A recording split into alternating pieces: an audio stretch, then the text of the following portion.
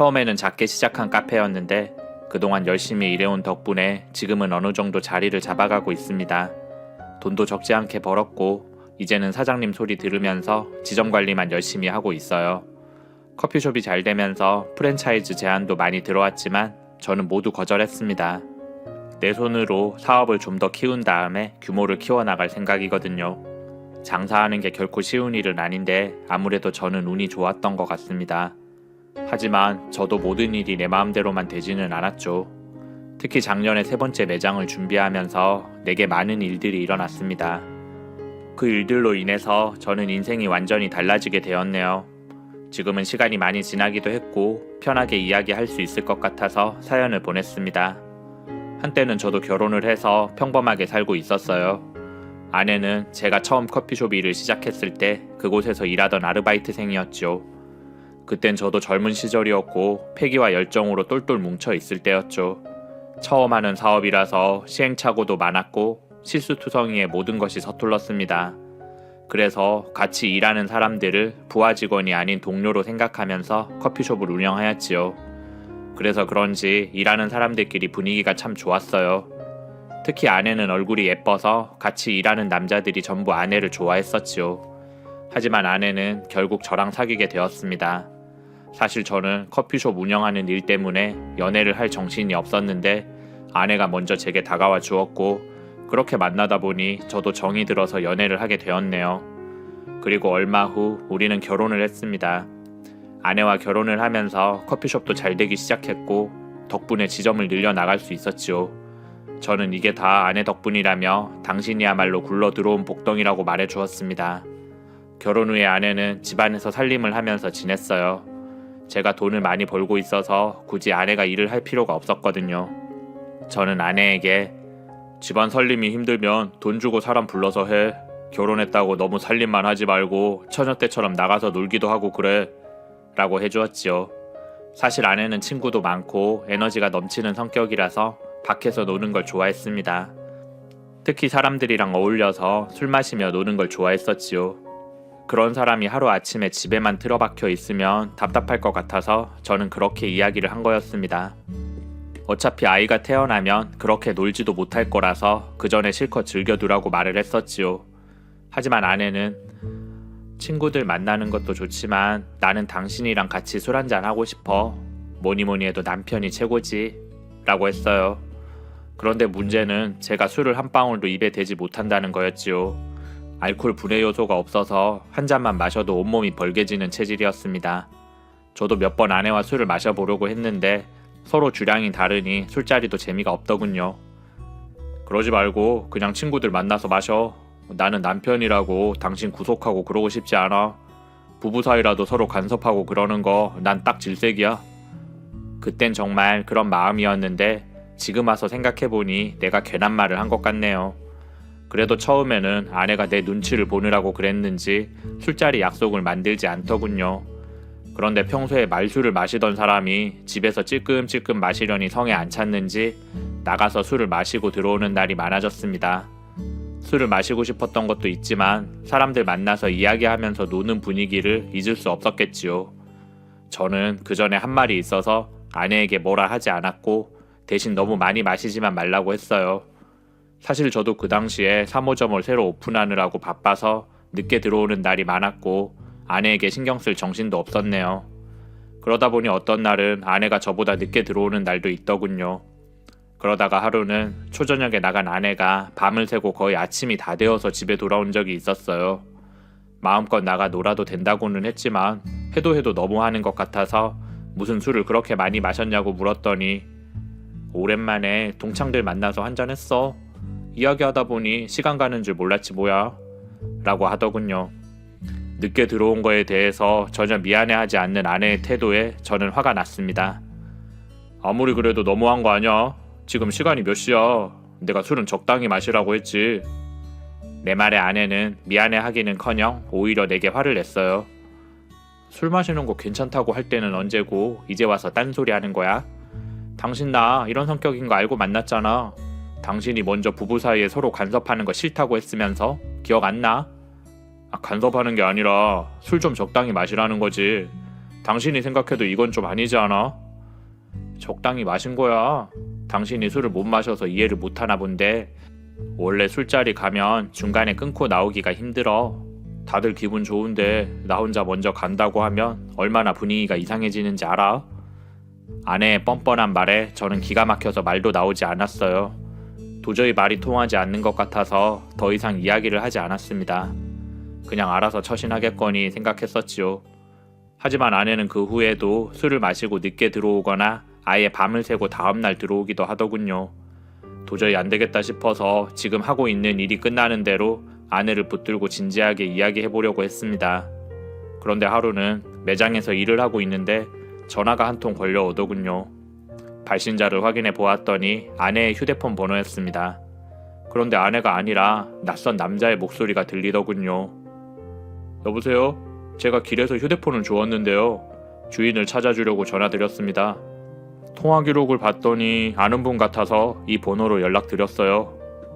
아무래도 아내가 늦게까지 술을 마시고 집에 오다가 휴대폰을 잃어버린 것 같았지요. 전화를 건 사람이 마침 근처에 있어서 저는 바로 휴대폰을 건네받을 수 있었습니다. 집에 가서 돌려줘야지 생각하고 선반에 올려두었는데 잠시 후 아내의 휴대폰으로 문자 메시지가 오더군요. 저는 무심코 휴대폰을 보았는데 잘 들어갔어? 왜 연락이 안 돼? 라는 메시지가 떠있더군요. 별로 이상한 내용은 아니었지만 순간 쎄한 기분이 들어서 아내의 휴대폰을 자세히 들여다보았어요. 금방 문자를 보낸 사람과 주고받은 대화 기록이 있었는데 사랑한다는 말도 있었고 지난밤에 즐거웠다는 내용도 있었어요. 아무리 봐도 그건 친구 사이에 나누는 대화는 아니었습니다. 그래서 저는 그 번호로 전화를 걸어 보았지요. 그랬더니 웬 남자가 받더군요. 여보세요? 왜 이제서야 연락을 해? 라는 말을 듣고 저는 놀래서 전화를 끊어버렸습니다. 그날 저녁 집으로 돌아간 저는 아무것도 모르는 척을 하며 아내에게 휴대폰을 돌려주었지요. 그러자 아내가 당신 혹시 휴대폰 봤어? 라고 묻더군요. 그래서 제가 문자 메시지만 봤어. 그런데 그거 뭐야? 누가 당신한테 사랑한다고 그러던데? 라며 아내의 반응을 살펴보았어요. 그러자 아내가 조금 놀란 표정을 짓더니 그냥 친구라고 하더군요. 친구끼리 사이가 좋아서 농담처럼 그런 말도 한다고 했습니다. 그래서 제가 친구? 그 친구가 혹시 남자는 아니지? 라고 말을 했습니다. 다 알고 있으면서 괜히 아내를 떠보려고 그렇게 물어본 거였지요. 그러자 아내가 남자 아니야. 여자애가 보낸 거야. 걔가 성격이 좀 유별나서 그런 낯간지러운 말도 하고 그래. 라며 거짓말을 하더군요.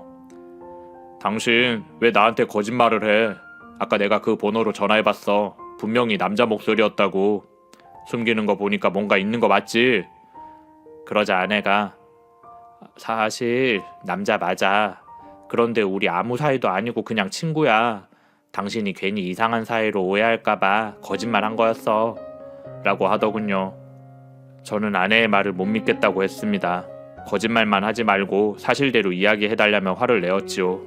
그러자 아내가 당신 그거 의처증이야. 난 정말 거짓말한 거 하나도 없다고. 괜히 생사람 잡지 말고 그만하자. 라며 오히려 나를 이상한 사람으로 몰아갔습니다. 끝까지 뻔뻔하게 나오겠다 이거지. 알았어. 일단 오늘은 여기까지만 하자. 하지만 나도 가만히 있진 않을 거야. 만약에 당신 불륜 증거 하나라도 나오면 당장 이혼할 거니까 알아서 해. 그리고 오늘부터 밤에 술 마시러 가는 거 금지야. 친구고 뭐고 집에서 살림이나 하면서 지내. 아내는 끝까지 억울하다고 말을 했어요. 저는 바쁜 일이 끝나는 대로 아내의 뒤를 캐서 불륜 증거를 잡아내려고 마음속으로 결심했습니다. 하지만 일이 너무 바빠서 좀처럼 시간이 나지 않더군요. 그래서 결심한 것과는 달리 아내에 대해서 제대로 알아보지는 못했습니다. 당장 3호점 오픈을 앞두고 있어서 다른 생각할 겨를이 없었어요. 일단 가게를 오픈하고 나면 자세하게 알아보고 이혼을 할 생각이었죠. 불륜이 아니더라도 더 이상 술만 마시고 다니는 아내를 참을 수가 없었습니다. 이참에 부부관계를 정리하고 남남으로 사는 게 더 편하겠다는 생각을 했었어요. 새로 오픈하는 가게는 공사도 어느 정도 마무리가 되었고 장사를 하는데 필요한 가구며 장비들도 모두 주문이 완료된 상태였죠. 하지만 새로운 가게를 책임지고 맡아줄 매니저를 구하는 게 의외로 힘들더군요. 인터넷에 구인 광고를 내고 여러 명 면접도 보았는데 조건에 맞거나 내 마음에 드는 사람이 없었어요. 저는 단기로 일할 사람이 아니라 직원처럼 오래 일할 사람이 필요했는데 대부분 한 달이나 2달 정도로 짧게 일을 하고 싶다고 하더군요. 가게 공사는 다 끝나가는데 일할 사람이 구해지지 않아서 저는 애가 탔습니다. 그러다가 한 여자가 면접을 보러 왔었지요. 얼굴도 예쁘게 생겼고 착실해 보여서 저는 오래 일을 할 수 있냐고 물었습니다. 그러자 그 여자가 가능하다고 하더군요. 정희진이라는 이름의 그 여자는 아르바이트 경력도 많았고 책임감도 강한 성격이었습니다. 저는 그 자리에서 희진 씨를 3호점 매니저로 채용하였지요. 매장이 정식으로 오픈하는 대로 일을 시작하면 된다고 말해 주었어요. 하지만 희진 씨는 시키지도 않았는데 다음 날부터 매장에 나오기 시작하더군요. 기왕 하는 일인데 책임감 가지고 일을 하고 싶다며 공사 중인 가게에 들러서 이것저것 도와주기도 했습니다. 희진 씨 덕분에 일이 많이 수월해졌어요. 그동안은 혼자서 여기저기 왔다 갔다 하느라고 바빴는데 믿고 맡길 사람이 생긴 거였죠. 그러다 보니 우리는 가게를 오픈하기도 전에 꽤 친한 사이가 되었습니다. 저는 원래 직원들을 가족처럼 챙겨주는 성격이라서 희진 씨와도 많은 이야기를 나눴어요. 희진 씨는 집에 아픈 어머니가 계셔서 돈을 많이 벌어야 한다고 하더군요. 저는 진심으로 그녀를 위로해주면서 앞으로 잘해보자고 했습니다. 그런데 하루는 희진 씨가 사장님, 저 술 좀 사주세요 라고 하더군요. 미안해요. 제가 술을 못 마시는 몸이라서요. 그래서 술은 좀 그렇고 나중에 식사나 같이 한번 해요. 내 말에 희진 씨는 실망한 표정을 짓더군요. 사실 제가 그렇게 말을 한 건 술을 못 마셔서 그런 것도 있지만 다른 여자와 둘이 술자리를 갖는 게 내키지 않았기 때문입니다. 아내한테는 그렇게 말을 해놓고 정작 내가 다른 여자와 술을 마시는 게 말이 되지 않는다고 생각하였죠. 그리고 며칠이 지났습니다. 3호점 오픈이 코앞으로 다가와서 희진 씨와 저는 밤 늦게까지 가게에서 일을 하고 있었죠. 제가 기계를 설치하고 점검하는 동안 희진 씨는 컵이나 집기들을 정리하고 테이블을 닦았습니다. 신경 쓸 게 많다 보니 하루 종일 일을 했는데도 끝이 보이지 않더군요. 희진 씨, 아무래도 밤새 해야 될 것 같은데 잠깐만 쉬었다가 해요. 저는 장비를 테스트할 겸 커피를 진하게 한 잔 내려서 희진 씨에게 갖다 주었습니다.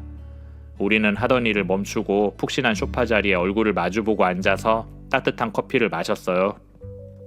저는 왠지 어색한 기분이 들어서 일이 많이 힘들죠. 희진 씨는 지금 하는 것만 마무리하고 들어가요. 내가 택시비 줄게요. 라며 말을 걸었습니다. 희진 씨는 그 말에는 대답도 하지 않고 제 얼굴만 빤히 쳐다보고 있었어요. 그 눈빛이 뭔가 묘하게 느껴져서 저는 시선을 피했습니다. 그런데 그때 갑자기 희진 씨가 제 손을 덥석 잡더군요. 사장님, 사실 저 사장님 좋아해요. 희진 씨의 갑작스러운 고백에 저는 놀래서 커피를 쏟고 말았지요. 희진 씨는 아랑곳하지 않고 제 옆으로 오더니 막무가내로 저를 포옹하면서 입을 맞추더군요. 도저히 못 참겠다면서 오늘 밤 사장님이랑 같이 밤을 보내고 싶다는 말을 했습니다. 그러면서 제 옷 속으로 손을 마구 집어넣는데 저는 정신을 차릴 수가 없더군요. 희진 씨, 이게 지금 뭐 하는 짓이에요? 이거 좀 놓으세요. 저는 겨우 정신을 차리고 희진 씨를 뜯어 말렸습니다. 내게서 그녀를 떼어내고 내 말 좀 들어보라고 했죠. 이러면 저 희진 씨와 같이 일 못해요. 도대체 왜 그러는 겁니까? 말씀드렸잖아요. 저 사장님 좋아해요. 그리고 저 사장님이 아내분이랑 사이 안 좋은 거 다 알고 있어요. 지금 안 되면 이혼할 때까지 기다릴 테니까 나랑 만나줘요. 사실 사장님도 저 좋아하잖아요. 나 좋아해서 직원으로 뽑아준 거 맞잖아요. 희진 씨가 아무래도 오해를 한 것 같아요. 저는 절대 그럴 마음이 없습니다. 혹시 내가 오해하게 만들었다면 사과드릴게요. 그리고 오늘 일은 없었던 걸로 할 테니까 다시는 이러지 마세요. 내 말에 그녀는 순순히 알았다고 대답하더군요. 그런데 그날 있었던 일은 거기서 끝나지 않았습니다. 며칠 후 아내가 내게 성난 얼굴로 당신 나한테 뭐라 그러더니 밖에서 바람 피우고 다닌 거야? 라고 하더군요. 저는 그게 무슨 소리냐고 물었지요. 무슨 소리긴, 그 여자가 나한테 와서 다 말하고 갔어. 당신 희진 씨인가 뭔가 하는 매니저랑 사랑하는 사이라며 벌써 갈 때까지 갔다며 나한테 빨리 이혼해달라고 그러던데. 그게 무슨 말도 안 되는 소리야. 그 여자는 그냥 우리 가게 매니저일 뿐이라고. 당신 생각하는 그런 일 절대 없어. 그러자 아내가 휴대폰을 내밀어 내게 사진을 보여주더군요. 저는 그 사진을 보고 기겁을 했습니다. 그 사진은 바로 희진 씨와 내가 소파 위에서 포옹을 하고 있는 사진이었죠. 며칠 전 희진 씨가 내게 막무가내로 안겼던 날 찍힌 것 같았습니다. 당신 이 사진은 어디서 났어? 도대체 누가 찍은 사진이야? 누가 찍은 게 그렇게 중요해? 지금 이걸 보고도 아니라고 발뺌할 거야? 그날 저는 사진이 찍히는 줄도 모르고 있었는데 아무래도 희진 씨가 미리 계획을 하고 나 몰래 카메라를 설치해 둔 것 같았습니다. 저는 억울한 마음이 들었지만 반박을 할 수가 없었지요. 내가 아무리 아니라고 해도 그 사진을 보면 누가 봐도 사랑하는 사람끼리 껴안고 있는 장면 같았거든요. 그래서 저는 희진 씨를 만나서 이야기를 해보겠다고 했습니다. 아내는 알아서 하라더니 헛수고하지 말고 이혼소송 걸 테니까 위자료나 듬뿍 준비해두라고 하더군요. 빨리 오해를 풀어야겠다 싶어서 저는 바로 희진 씨에게 전화를 걸었습니다. 하지만 그녀는 아무리 전화를 걸어도 받지 않더군요. 게다가 다음날 가게로 출근도 하지 않았습니다. 말 그대로 완전히 잠수를 타버렸더군요. 하루라도 빨리 억울함을 풀고 싶었던 저는 수단과 방법을 가리지 않고 희진 씨에게 연락을 취했습니다. 하지만 희진 씨는 흔적도 찾을 수가 없었어요. 이력서에 적힌 주소로 직접 가봤는데 다른 사람이 살고 있더군요. 이력서의 주소도 진짜 본인 게 아니라 엉터리로 적은 것 같았습니다. 저는 말도 안 되는 상황에 완전히 무너져 내렸지요.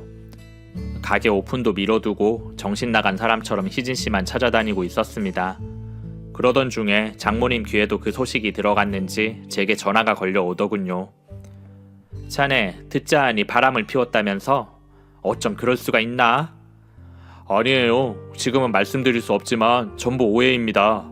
제게 조금만 시간을 주시면 다 해명할 수 있어요. 오해는 무슨? 자네가 다른 여자랑 붙어먹고 있는 거 내가 다 봤어. 자네 그렇게 안 봤는데 정말 실망이야. 암튼 다른 소리 할 것 없고 당장 우리 딸이랑 헤어져. 안 그래도 혼이 쏙 나가 있었는데 장모님까지 그렇게 말을 하니 저는 마음이 다급해지더군요. 희진 씨를 찾는 것도 중요했지만 장모님 마음이라도 돌려놔야겠다고 생각했습니다. 그래서 저는 연락도 하지 않고 처갓집으로 찾아갔었지요. 장모님이 살고 계신 집은 변두리에 있는 단독주택 건물이었지요. 버스를 타고 내린 저는 처갓집으로 가는 골목길로 접어들었습니다. 그런데 그때 처갓집 대문이 열리더니 누군가가 안에서 나오는 소리가 들리더군요. 저는 얼떨결에 몸을 숨기고 그쪽을 지켜보았습니다. 그런데 장모님과 함께 나온 사람을 보고 저는 깜짝 놀라고 말았네요. 그 사람은 바로 제가 며칠 동안 그렇게나 찾아 헤매던 우리 가게 매니저 정희진 씨였거든요. 뜻밖의 상황에 놀란 저는 바로 나서지 않고 조금 더 지켜보기로 했습니다. 조용한 골목길이라서 그런지 둘이 이야기하는 말이 들리더군요. 저는 할 만큼 했어요. 이만하면 됐죠. 그러니까 빨리 돈이나 줘요. 희진 씨의 말에 장모님이 돈 봉투를 내밀면서 약속한 금액에 조금 더 넣었어요. 대신 어디 가서 절대 말하면 안 됩니다. 알았죠? 라고 말을 하더군요. 그 이야기를 들은 저는 머리가 혼란스러워졌습니다. 도대체 무슨 이야기인지 그리고 왜 희진 씨가 장모님이랑 함께 있었는지 모를 일이더군요. 그래서 저는 희진 씨를 몰래 뒤따라 가보았습니다. 잠시 후 희진 씨가 처갓집에서 멀어졌고 저는 그녀를 불러 세웠지요. 갑자기 나타난 저를 보고 희진 씨는 화들짝 놀라더군요. 우리 어디 가서 얘기 좀 해요. 내 말에 그녀는 저는 할 말이 없어요 라며 모른 척을 했습니다. 아까 집 앞에서 장모님이랑 하는 얘기 다 들었어요. 희진 씨 돈 봉투도 받았잖아요. 그거 뭐예요? 이게 다 어떻게 된 일인지 설명을 좀 해주세요. 희진 씨는 아무런 말도 하지 않고 고개만 숙이고 있었습니다. 얘기 안 해줄 거예요? 그럼 저도 어쩔 수가 없네요. 지금 당장 경찰에 신고할 거니까 알아서 하세요. 내 말에 희진 씨가 깜짝 놀라더니 죄송해요. 제가 전부 말해줄 테니 한 번만 용서해 주세요. 라며 싹싹 빌더군요. 사실 처음부터 사장님한테 접근하려고 매니저 일 지원한 거예요. 돈이 필요했었는데 아까 그 아주머니가 내게 돈을 줄 테니 그렇게 하라고 시켰어요. 알고 보니 모든 게 장모님이 꾸민 일이었어요. 장모님은 제 아내, 그러니까 딸을 위해서 그렇게 한 거였지요. 나중에 알게 된 사실인데 내 예상대로 아내는 다른 남자를 만나 불륜을 저지른 게 맞더군요. 그걸 내게 들키고 나서 이혼을 당할 것 같으니 겁이 났겠지요. 그래서 아내는 장모님한테 달려가서 어떻게 해야 되냐고 하소연을 했었대요. 장모님은 기왕 이혼을 할 거면 네가 잘못한 걸로 하지 말고 남편이 바람을 피운 걸로 몰아가자며 이를 꾸민 거였습니다. 그렇게 이혼을 하면 위자료를 듬뿍 받아낼 수 있을 거라고 생각을 한 거지요. 모든 사실을 알게 된 저는 희진 씨에게 제가 돈을 2배로 더 줄 테니 나한테 유리하게 증언을 해줘요. 그게 싫으면 사기죄로 감옥에 가시던가요. 라고 했습니다. 희진 씨는 고민도 하지 않고 그렇게 해주겠다고 하더군요. 그리고 그 길로 저는 아내의 불륜 증거를 모으기 시작했고 증거가 모이자 이혼 소송을 시작했습니다. 아내와 장모님은 예상대로 희진 씨 건으로 나를 물고 늘어졌는데 그녀가 내게 유리한 증언을 해줘서 전세가 역전되었지요. 덕분에 저는 억울함도 풀 수 있었고 이혼 소송에서도 이길 수 있었습니다. 이혼 소송을 담당했던 변호사는 사기죄로 아내를 고발할 수도 있다고 하더군요. 그 말을 들은 저는 바로 2번째 소송을 준비했고 결국 아내는 제게 위자료에 사기죄에 대한 합의금까지 줘야만 했습니다. 장모님이 살던 집을 팔아서 돈을 마련해야만 했었지요. 그래도 한때는 사랑하던 사이였는데 이렇게 되고 나니 저도 마음이 많이 씁쓸했습니다. 모든 게 끝난 지금은 준비하던 가게를 무사히 오픈하고 열심히 일을 하면서 지내고 있어요.